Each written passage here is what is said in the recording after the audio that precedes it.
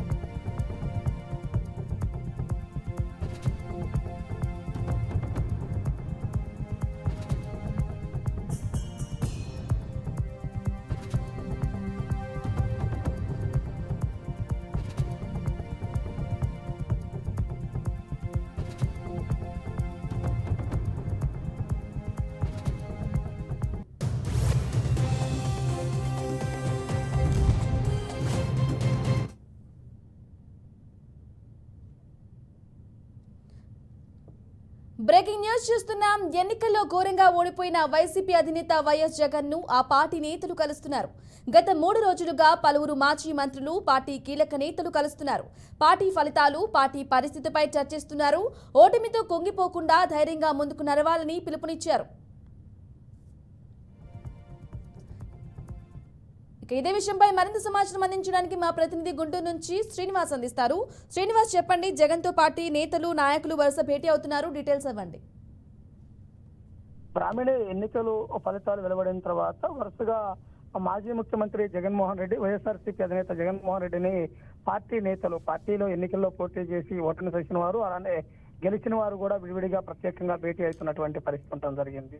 1-2 రోజులు కొంచెం ముఖభావంగా ఉన్నా కానీ తర్వాత జగన్మోహన్ రెడ్డి వారితోటి పర్టికులర్ గా మాట్లాడుతూ ఏ ప్రాంతాల్లో ఎలా జరిగింది ఏంటి అనేది మొత్తం కూడా పోస్ట్ మార్టం ద్వారా తెలుసుకునే పరిస్థితిలో కూడా ఉండటం జరిగింది. ముఖ్యంగా చూసినట్లయితే కనుక రాయలసీమ ప్రాంతంలో దెబ్బతింటము విషయాలపైన పర్టికులర్ గా మాట్లాడుతున్నారు. అలానే ఎక్కడైతే గోదావరి జిల్లాలలో బలంగా ఉన్నామనుకున్న చోట్ల ఎక్కువ స్థానాలు ఓడిపోయినటువంటి పరిస్థితులపై కూడా వేరు చేస్తున్నటువంటి పరిస్థితి ఉంది. అలానే ఎన్నికలకు సంబంధించి ఎటువంటి ఫీడ్బ్యాక్ ఉంది, అలానే ఐపాక్ టీము ఎటువంటి ప్రభావం చూపింది, వాలంటీర్ల వ్యవస్థ ఎలాంటి ప్రభావం చూపింది, వీటన్నిటిపైన కూడా జగన్మోహన్ రెడ్డి పార్టీ ముఖ్య నేతలతో ప్రత్యేకంగా మాట్లాడుతున్నారు. ఎవరైతే టైం చూసుకొని, అంటే రోజుకి 10 నుంచి 15 మంది, 20 నుంచి 27 మంది ఇలా షెడ్యూల్ ఇచ్చి షెడ్యూల్ ప్రకారమే నేతలను పిలిపించి వారితో ప్రత్యేకంగా మాట్లాడుతున్నటువంటి పరిస్థితి ఉండటం జరిగింది.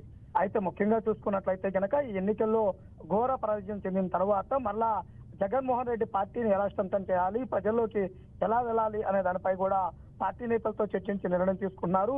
ఎక్కడైతే పార్టీ నేతలపైన, పార్టీ కార్యకర్తలపైన దాడులు పాల్పడుతున్నారో వాటన్నిటిపై కూడా డైరెక్ట్ గా గవర్నర్ కే ఫిర్యాదు చేస్తున్నటువంటి పరిస్థితి ఉండటం జరిగింది. అలానే పోలీస్ కేసుల నుంచి రక్షణ కోసం ప్రతి నియోజకవర్గానికి కూడా ఒక అడ్వకేట్ ను నియమించినటువంటి పరిస్థితి, అంటే లాయర్ ను నియమించి వారిని సంప్రదించాలనే సూచనలు కూడా చేస్తున్నటువంటి పరిస్థితి కూడా ఉండటం జరిగింది. అయితే ఎక్కడైతే పార్టీ కార్యకర్తలకు ఇబ్బంది అయిందో అక్కడ పార్టీగా అండగా ఉంటుందంటూ కూడా ఒక భరోసా ఇవ్వడం జరిగింది. తప్పనిసరిగా మరలా పుంజుకొని మనం ముందుకెళ్దామంటూ కూడా ఆ అభిమాన నాయకుల్లో కూడా ధైర్యాన్ని ఇస్తున్నటువంటి పరిస్థితి ఉండటం జరిగింది. అయితే ఎన్నికల్లో ఊహించిన విధంగా 11 సీట్లకే పరిమితం కావడం పట్ల కూడా కొంత ఇబ్బందిగా ఉన్నా కానీ జగన్మోహన్ రెడ్డి పార్టీ నాయకులతోటి మమేకమయ్యి వారికి ఒక భరోసా ఇచ్చే విధంగా అయితే కనుక మాట్లాడుతున్నారు. Right Srinivas, thank you for the updates.